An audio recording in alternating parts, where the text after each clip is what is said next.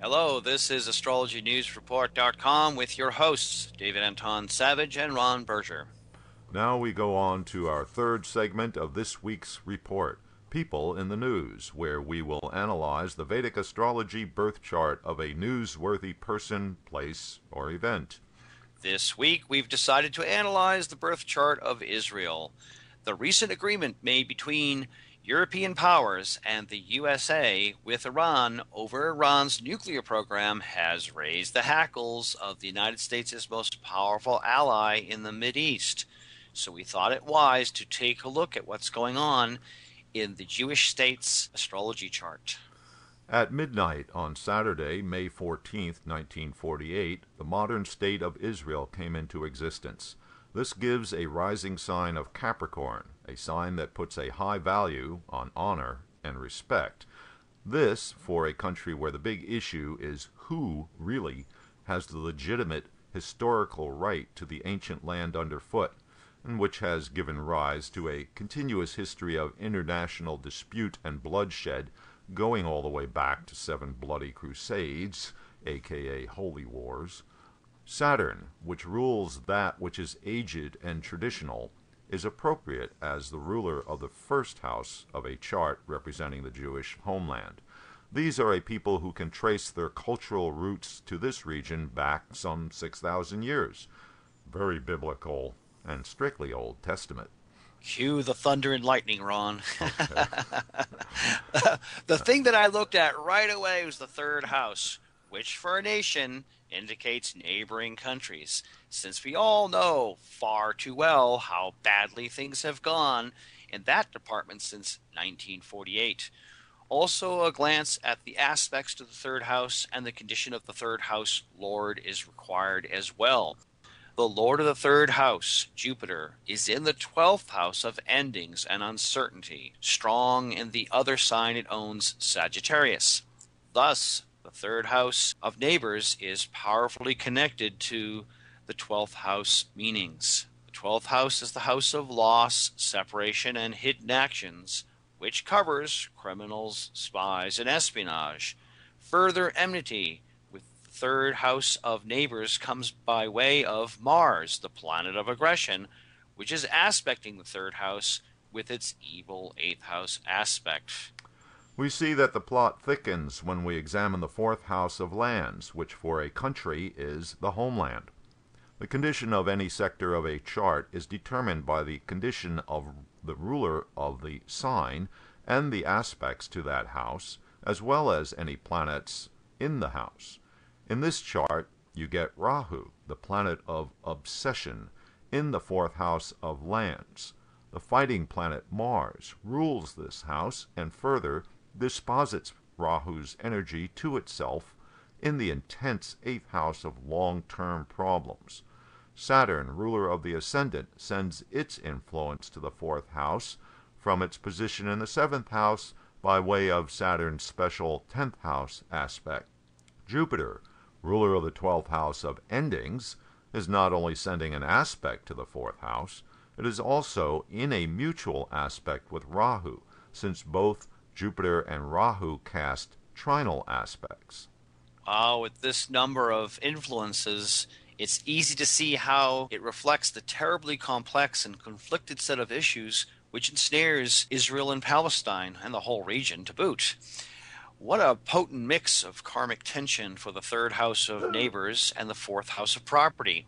The Holy Land has been disputed territory for a couple thousand years now, and the chart for the modern state of Israel is rife with more of the same.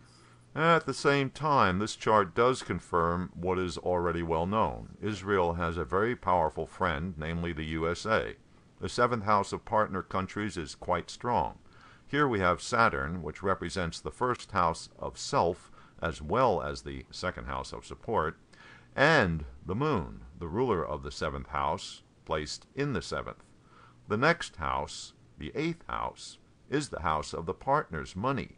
Notice that Mars, which resides here, is the ruler of the 11th house, the house of gains.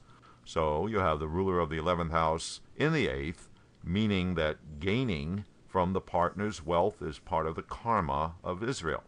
And as is well known, Israel is the largest recipient of U.S. foreign aid. I wanted to focus a bit on the 10th house of Israel, the house of power, public actions, status, and position. Netanyahu has stated quite clearly that his country will not be bound by any agreement between the Western powers and Iran, implying that Israel shall execute an airstrike on Iranian nuke facilities as it sees fit. This made me pull up the chart in the very first place. And what do you know? Israel has Ketu at the zenith in the 10th house of actions in public. And we know that Ketu is the significator of the unbounded.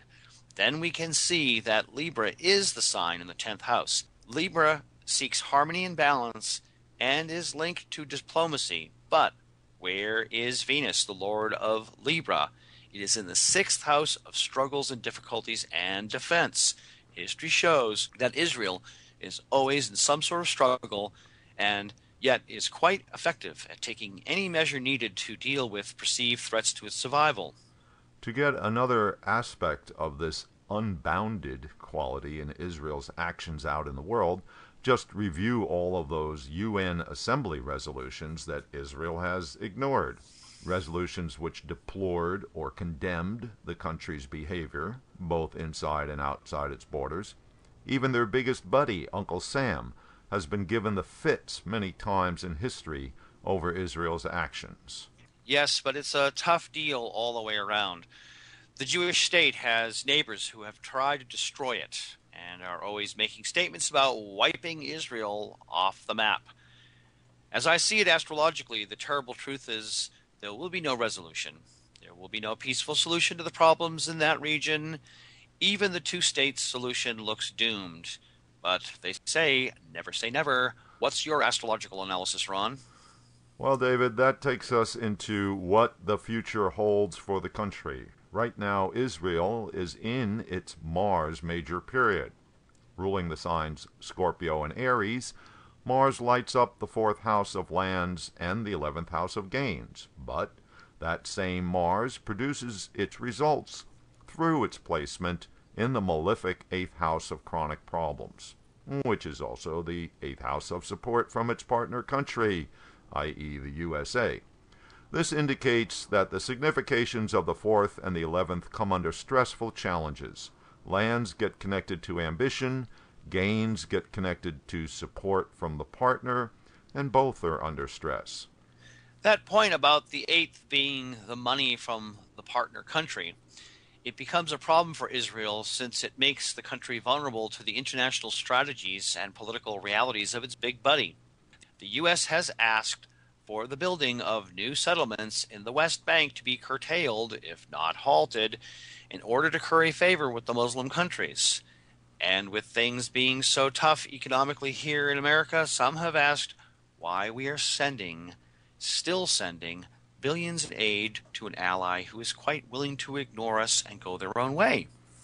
This setup does show that these are trying times for U.S.-Israel relations. This spring, Israel enters the Venus sub-period of its Mars major period, thereby activating the ruler of the 10th house of actions in the greater world. Venus is forced to manifest from its position in the 6th house of struggle, which in the case of a country's chart is also the house of the armed forces. An airstrike against Iran's nuclear development program is not out of the question. The Venus sub-period runs from April of 2014 until June of 2015. I know that some folks are scratching their heads and saying to themselves, but Venus is a benefic, peaceful planet. How could they say that she could be involved in warlike activities? Well, a lot of this has to do with placement in the chart, but I also got a clue from the past. The two most famous wars in Israel's history, in which she fought very much on the defensive, were the Six-Day War in June of 1967 and the Yom Kippur War in October of 1973. During the Six-Day War, Israel was running a Venus sub-period. During the Yom Kippur War, Venus was the sub-period ruler as well as the major period ruler. In both cases, the karma of the 10th house of action being placed in the 6th house of struggle and defense was activated. Good research there, Mr. Savage. And also, we should not forget that Ketu is a planet with a lot of Mars-like potential for violence. Ketu has no head, no brain, so it operates purely on instinct. Since Venus is the dispositor of Ketu in Israel's chart, that potential for instinctual violence is extended to the otherwise benefic planet of love. All right, let's take a look at the current overall transit picture to see what might be putting Israel on edge. First off, we can see that there is a very difficult combination of Saturn and Rahu transiting in the country's 10th house of actions in the world. This part of the chart is already activated because natal Ketu is here, and it is still the Ketu subperiod until April of next year. Saturn has just transited over natal Ketu. Saturn puts pressure on Ketu, Ketu the significator of ideals, and the past. We can see that once again the residual karma of Israel's past actions becomes an issue that they have to deal with. Saturn is sending its direct aspect into the 4th house of the homeland. Meanwhile, transiting Mars has just now entered the 9th house of destiny and is sending its special 8th house or disconjunct aspect into the 4th house. So you get a three-way punch from the malefics Saturn and Mars and the nodes Rahu and Ketu during this Mars major period. It's a very threatening energy pattern. And let's not forget that this pattern stays in place for about 8 months, since Mars will remain in Virgo until next July. Not only can we see transits which put some focus on the 3rd house of neighbors and the 4th house of homeland, there is also an activation of the 4th house Lord Mars because it is the major period ruler. Then we see that Venus will be the sub-period ruler starting this spring 2014. So once again, Israel will be primed for 6th house activities. All this indicates for military action in defense of borders, be they internal or external. Yep, I'm sure the Mideast situation will be in our sights again, David, and not too far into the future.